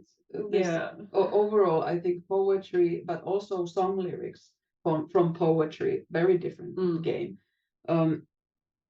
because you have a marriage of melody and, well, everything that is ringing, so to say, like melody and harmony, and then you have the words, and they need to go together in order for it to be understandable. And there are conventions and traditions, and you can go with them or against them, or suitably with them and a little bit against them at some points, and find your kind of like place where you are with them. But you have so much freedom, because you can be, for example, when writing in this setting, like writing a lyric for some, I don't know, ancient elven lore thingy, like you can go so freaking pompous you ever wish, and over the top, because more is more in this case. Like it needs to be, you don't want to be cryptic, you might want them to understand what is going on, especially if you're writing into a world. So you can be blunt, but you can be make it pretty, but you also can like simplify stuff so that even the one who doesn't understand anything of the world will understand it. And it's like such a beautiful form of art, because then in a way you still need to be witty enough for keeping it interesting and making it work and kind of like bringing joy to people. And so, but of course, popular music and this kind of lyrics writing thing is very different. I actually don't know whether Tolkien, for example, had melodies ringing in their head when they were writing. Someone probably must have written about it, but it certainly seems so, because as a top liner, meaning like I often might get the background or the lyrics or both and then just create the melody from the lyrics. When I look at his poems, for example, a melody starts immediately to ring because they're written in such a good meter, and I'm a meter composer, so to say. So if the text is in a beautiful meter, be it very traditional or a little bit odd, it always sparks something. But if the meter is like forgotten, if it's bad, it's just like blocking the way for me, and the melody doesn't come. But I bet that good poets, even though they wouldn't have the notes, the specific like ringing notes ringing in their head while they're writing, they still are masters of the meter, and that's like half of the melody. Like no matter how beautiful sounds you have or how beautiful of a melody you have, it's just a bunch of notes if you don't have the melody rhythm, and the melody rhythm often comes very naturally from the lyrics. So it's like a marriage of many beautiful things. And I think it's also, in addition to it being very like liberating and free place to roam, it's also very closed because you have exactly 100 words to give your story. Start so that we are interested, keep us there in your grasp. Between parts, like if we talk about popular music, you have the verse and you're probably explaining the situation somehow there, like what is happening, where are we, what is going on. But then you have to dive deeper, you need to bring the song somewhere, and at the latest in the chorus, you really wish to go step on another level and kind of like tell us how you feel about it, or tell us how the character is feeling about it, like or something else, or the other way around. It might be zoomed in the verses, like very close, like how the character is handling things, and then in the chorus they might reveal what is actually happening, and it might be shocking, like, okay, I thought they were talking about a love affair, but they're actually referring to their baby that they've just lost. Oh my fucking god. And it might be a good startle, or it might be a bad startle, but still it keeps us interested. And then they go back to the second verse, like they go and give something more. We have to give something more to the story in that part, otherwise they're going to change the channel, like they're going to change the track, or they don't want to listen to it anymore, like, oh, okay, when is the chorus coming? But if we manage to, in that kind of golden point, bring something new info that'll keep them captured, we've done our job well. But yeah, it's interesting. I could talk for hours about that. I love that. I love that because for whatever reason, it has always been like fiction's easiest, poetry I can do, and lyrics I can do, but they're even harder. And maybe it's because I'm more critical, but at least like, again, this scene where one of my main characters, he's a little bit of Finland sneaking in there. He's playing at a festival. So, you know, I go to so many festivals. I had to put a festival into my story. Awesome. And so he goes there and he's playing. He's very popular, but he's quiet. So he has quite a big crowd. And he decides to like end his set with this song that he's written about this girl that got away, basically. And finds her just standing in the front row at the end. Like she wasn't supposed to be there, but epic. Yeah, so again, a little bit of my girlish romanticism still peeking its head up there a bit. But this song that I had written for him, I wrote, I want to say like 7 or 8 versions of it before I finally found the one that I liked. And I couldn't get it right until I put any melody to it. So I took an existing song, which was the Taylor Davis and Laura DeWitt violin piano version of the Skyrim themes. Awesome. That is an actual songwriting tool. Steal someone's melody for a while, borrow them, and you'll have the melody rhythm. Write to that, make it work, and then swap the melody. Yeah. Ditch the melody you can even ditch the rhythm at that point, but you have a lyric then. Like you have started somewhere, your fear of blank page is gone because you have had some pinpoint to kind of like go towards. Like, okay, I'm gonna use this. Very, very good. Yeah, it was the only thing that worked because I was sitting there often just staring at the page and being like, this is crap, this is crap, this is written by a 12-year-old. Like, it's just so bad, it's so generic, it's so terrible. And then I thought, like, what's just like a song that I like that I can maybe try? And so the song goes like, what happened to me when you blah blah blah blah? Yeah, and I don't even remember the words, but it somehow started to come out as this just like him pondering, like, what happened to me? Like, I was terrified of like anyone that I would be romantically interested in because I have this trauma. And then what happened? Like, I met you and you made me want to believe and love again, and then now you're gone. So this is so wonderful to hear that you were able to use the melody to kind of like help lure what he actually wanted to say out.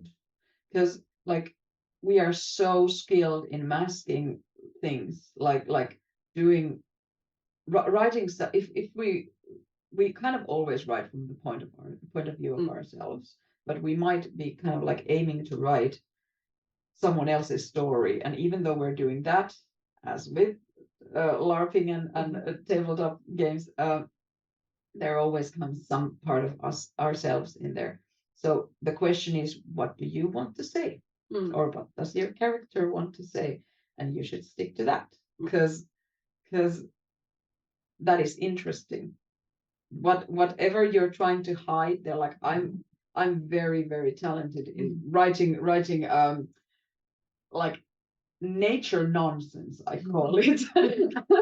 Like, oh, I was my first single starts with the lyrics in Finnish, of course, but like when on the day you left, there became this huge hole in my stomach, like the one in Death Becomes Her. Like it was a huge hole.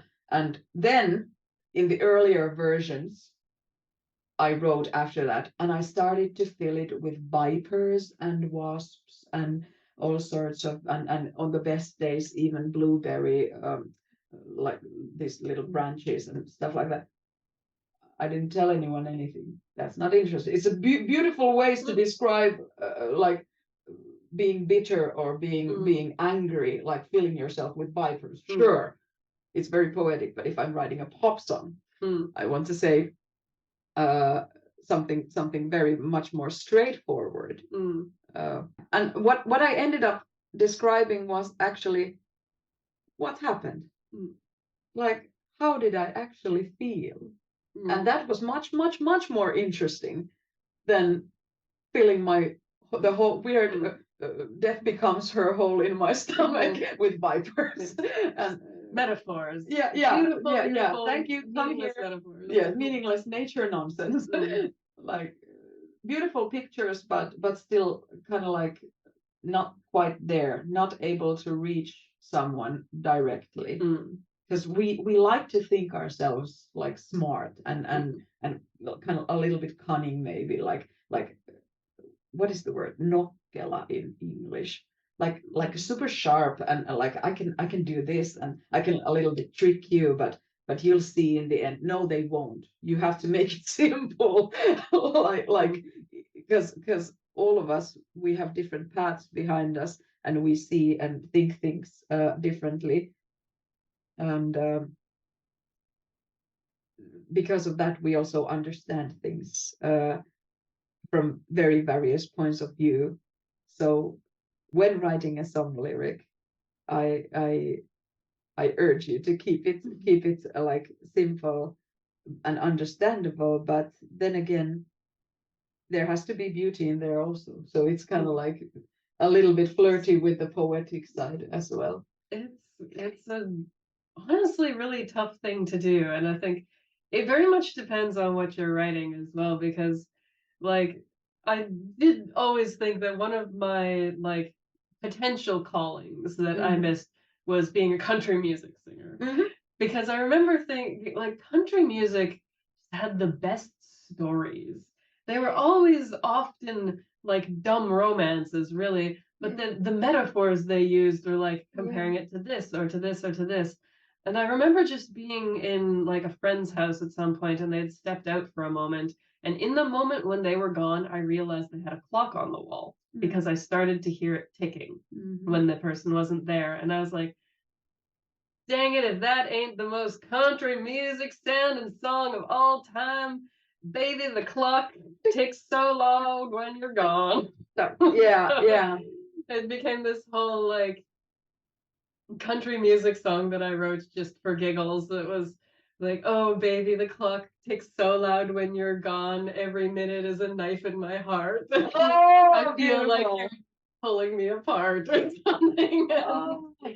It was probably one of the few songs that I thought, like, this is not my best work by any means, but this is a bona fide country music song for sure, just with that, like, vaguely whiny emo boo-hoo, my partner left me. Yeah. But I mean, the settings might seem like cheesy or somehow like simple or so, but they usually hit home because most of us have been there, like listening to that motherfucking clock go on and like, why does the time go by so slowly when you're not here? When are you coming? Are you thinking about me? Why are you gone? Like it's so relatable. I think I was channeling there's one Scorpions song, I'm not sure if it's Lonely Nights or something else. And then Brooks and Dunn, who's a country artist, they have this song about I can't remember what it's called, but it's like lipstick led across the mirror this morning saying goodbye baby, you left without warning. And that ain't no way to go is the song, and it's about like, couldn't you have broken up with me to my face, please? And that's very much like a visceral thing that like a lot of people just don't want to have that conversation, so they just disappear, and then the person has no closure. Yeah, ghosting. So, it's like worst. It should be criminal. It really should. And so I felt like this is kind of like that same vibe of just sitting in this house, like dumped and just thinking all I can hear is this damn clock on the wall. Spending my time. Rock said, spending my time watching the days go by. Yeah, and so exactly. I'm feeling so small. Okay, we're gonna hit the copyright issues here if I continue longer. But anyway, yeah, very classic. But I love that feeling when you get that little spark of like, I can do something with this. Yeah. Or even just I was helping someone write some lyrics for their band recently because they sent me just this. Their English is not great, so they sent me just this mess, and I was like, "Ooh, okay. Mind if I have a go at this?" And they're like, "No, please, by all means." And so there's just something about like the rhyme in like the line, like when you're giving the flame a name. And so the flame became this metaphor for, I don't even remember at this point, but if the flame was a metaphor for something bad, giving the flame a name was like this feeling of like there's this vague thing that's haunting me, and then to define it. But I can't remember if I actually pinned that as a good thing or a bad thing, because I suppose story dependent, it could go either way. Yeah, but it could be that it gives you some control over it and ability to kind of like help yourself, or the other way around, you'll give it more power. Exactly. But it was a very juicy start. Yeah. So I know that was somehow like the whole like foundation was just this like one like rhyme within a line, which I feel like I don't hear that so much that it, like when I do hear it well done, it really sticks with me. So Yeah. I had to actually double check, like, did I actually rip this off from another song? And I had to like check, give the flame a name, like Google quotation marks, like, did I steal this from somewhere? And it didn't come up with anything, but I'm still not convinced that I didn't steal it from somewhere. I'm not sure. I think like writing English lyrics differs from writing lyrics in Finnish a little bit, because our language is more like entish. Like it takes a long while to say something in Finnish. Like we often use, at least, like if you look at a song lyric, will use at least 2 rows to say something. But in English, when you're writing songs, you are just throwing around catchy phrases and hope they stick. And I feel like, and the like brilliance in the writing is that when you are able to create or find a new kind of like catchy phrase that feels somehow like that it might be existing, but then you find it nowhere. Like what are these, for example, like well, for example, your example, this like give the flame a name. It feels so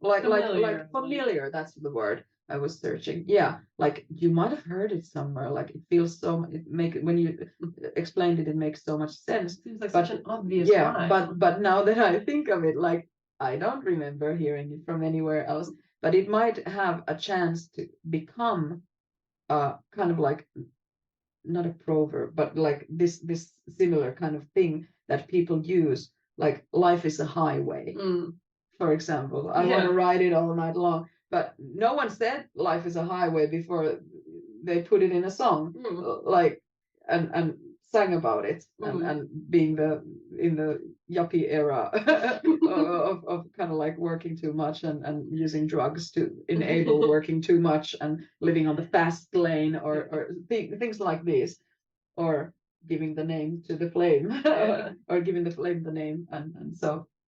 But yeah, it's interesting with the catchy phrases, because I feel like in the best possible case, I could be wrong, but if you look at a good written English lyric, a lyric written in English, more to say, every phrase stands on its own, usually, and in Finnish might take 2 or 3 rows to say actually something. Like that's why I compared it to entish.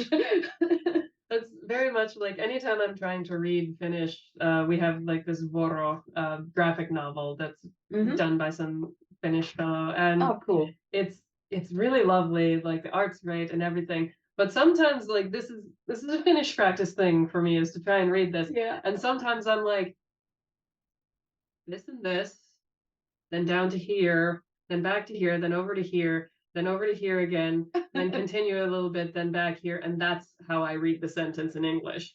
I'm just like, please help me. I can't, like, I understand all of the words here, but not the order that they're in. What? Yeah, exactly. I feel you. I feel you completely. I've done my studying of German language and Spanish and a little bit of Italian, and all of them have a little bit different orders of words. And us Finns are lucky because we got English. At least we get English via TV. Like nothing is dubbed here, so it's pretty practical, because we suck it in like as children already, while watching the cartoons in the weekends. Well, nowadays they might be dubbed, but back when I was younger, they weren't. So our DuckTales was in English. Like the Finnish later, the voice of Scrooge McDuck that I've heard later in Finnish is completely wrong. It's the wrong Scrooge. My Scrooge is the English voice who did it beautifully, and so a lot of Disney dubs, though, right? Those are all done in Yes, Finnish. yes, they are. They are. Those are so good. They're so much better. A lot of them. Some of them are good. I know a few enthusiasts who are like super angry of the quality of the Finnish dubs, but like back in the days, at least, they used to be super amazing. I don't dare say anything about the newer ones because I've not watched them. Vesco in Aladdin was, for example, he was fabulous, and Arja Koriseva as Pocahontas. I don't know who did Ursula in The Little Mermaid, but her Unfortunate Souls was amazing. Tapaninen, she was freaking amazing in that character. Perfect. And here's the deal, like, I'm for the old school Finnish Ariel, and all people younger than me in Finland know only Nina Tapio as Ariel, but my Ariel is a different one. She's the one in the VHS. Okay. So when they did the digitalization, I think they made a decision, okay, our Ariel sounds a little bit too, not 16-year-old, but more like 20-something, because the beautiful singer, oh gosh, I can't remember their name, but anyway, she was a classical singer, actually. Okay. So my Ariel, the Ariel of my heart, is actually like very defined, very beautiful, very well kept together voice. And then the rest of Finland knows their Ariel is very different, much more youth-like sound that Nina Tapio has. And for me, that's not the actual Ariel. I'm sorry, I love Nina Tapio in many ways, but being the Ariel is not one of them. Like my Ariel is the original one, and yeah, it's fun. But yeah, they put a lot of effort in them, and I heard that they also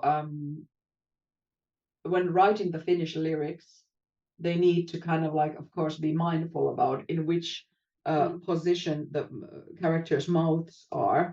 So they actually have an impact on the lyrics, which might take the lyrics to a little bit different kind of like meaning from the original one. So it's been interesting because some of the Disney movies I've first encountered in English and afterwards in Finnish, and many of them the other way around. And it's been interesting to compare, like, oh, what's around the river bend is something very different. Minne virta veneen vie. Where does the stream take your boat? Like, what's around the river bend? Where does the stream take your boat? It's kind of the similar thing, but it's still very different. It's a little more metaphorical, perhaps. Yeah. Yeah. That's actually, it was so fascinating when I started realizing, like, I didn't really think a whole lot about translation when I was younger, but then when I went and did my degree, it was English language, literature, and translation, and then I branched off to language literature after the first year. But I did still have to do some translation studies. And I was so fascinated to see, like, how hard it is to just directly translate really simple things sometimes. Like, the children's books that I'm trying to publish, they're called Islands of Nightsea. Yömeren tarinat. Very easy to translate. But the first story is called The Baby in the Shell, which was very difficult to translate because if you just say like Valva Korissa or Valva Simpukassa or something, it's weird. It doesn't sound right. And we were throwing around like all of these different ideas, and they just something, the one living in the shell. Yeah, I don't know, but then how to implement the baby there? Yeah. And so because it is such a specific thing, it's about a little boy finding a baby in a shell in the Nightsea, and so that is, in English, it encompasses the whole thing of the story, baby in the shell, but we ended up, I think, calling it like Salaperäinen vauva, which is like the secret baby. Yeah, like the mysterious baby. The mystery baby, because we just couldn't include the shell in there. It just didn't work. It just sounds blunt and like weird in Finnish. Oh my God, there's a baby in that shell. Like, yeah. Very much a different vibe to like, ooh, a strange baby drifting in the sea. Why is she here? And where did she come from? Versus, baby in a shell. and so like I really didn't understand the nuance of translation, but as someone who has been learning Finnish for 14 years or 15 years at this point, it was very much like I could hear that, no, this doesn't work. And then I've been told by like my partner tried to translate it, and then he was just like, I'm not a translator, I can't do this. Like you're writing too pretty in English and you just can't do that in Finnish. Like the descriptive language is just totally a different situation. And definitely. And culture tied also. Like I understood this on this songwriting camp where there was this Arab guy who was a brilliant oud player, and he claimed he had never written song lyrics before, and he was kind of like put out of his comfort zone in this little workshop with our little group there. I think it was like 4 of us or so, and we all wrote like for 15 minutes just something like free form writing. Just put the clock on and write. And the stuff that he came up with in that 15 minutes, I was like, you are a goddamn poet. What is this? And I realized this when I next encountered something else written in like poetry written in Arabic. The language both of them used. Okay, I haven't read much stuff written by in Arabic, but the way they the users of the language might understand the world. It handles the world very differently and much more poetic and kind of like beautiful describing so beautifully things that it might feel even cheesy to some other language speakers. I don't know, but anyway, so gorgeous, beautiful stuff, and it made me realize that, oh my God, this has to do with a lot more than just like writing something in some language. This is like language is how we perceive the world, how we understand the world, and it was such a good example of that like how does love ring into the ear of someone who uses Arabic as their main language versus someone who writes in Finnish or someone who writes beautiful country songs with catchy phrases in English. Like it's a different world, and still we live in the same country, and it's so interesting, and as you see, it raises my geek pulse. Like definitely, like I'm a total language nerd. I love Finnish, and I love the idea of also knowing other languages. I'm not super fluent in any of them, but I manage with English and somehow with German as well. But anyway, it's such a beautiful concept of kind of like if we don't have a word for the color blue, how do we see the color blue? Like do we see it in some other way? Than the people who do have the word for the color blue. I don't know. Like do I perceive snow differently than someone from Central America or something? Because I'm from Canada, where we have lots of snow. I live in Finland, lots of snow, and lots of words for snow too. Different sorts of snow. We don't even know all of them. Like you go to Lapland and speak with someone with a different dialect, they might have actually more words for it than us Southerners and so. It's so fascinating, and I love the little nuances that you can do with a language when you know how to work it properly. Because like if you ask me to just write a song, like give me like an open playground, I will probably freeze up and get really confused and stressed out. But for example, if you're giving me like work within a border, I somehow thrive a bit more. And one example of this was that someone in like 2009 or 10 or something told me it's not possible to translate Arttuviskaris mökkitie into English and maintain the magic. And I was like, challenge accepted. Oh my god. I did what was considered like close to flawless translation of that song. Oh. And Dad, let me drive the way to our cottage. What? How do you put it down? So it was like kesäkuu vuonna 86, meidän Sierra oli melkein uusi. I was like, Yeah. so easy. It was summer back in 82.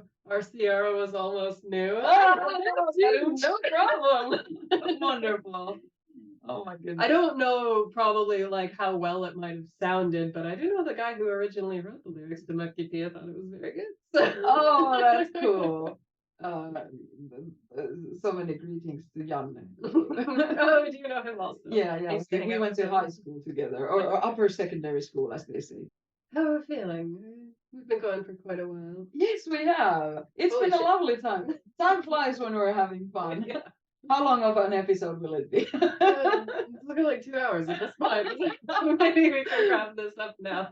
All right. Well, thank you so much for taking the time to come out here. And thank you. It's been a blast. Amazing. Awesome. And definitely check out Helena. She's an amazing singer. You're doing songwriter, music producer, and choir conductor. Like I said, multifaceted. Yes.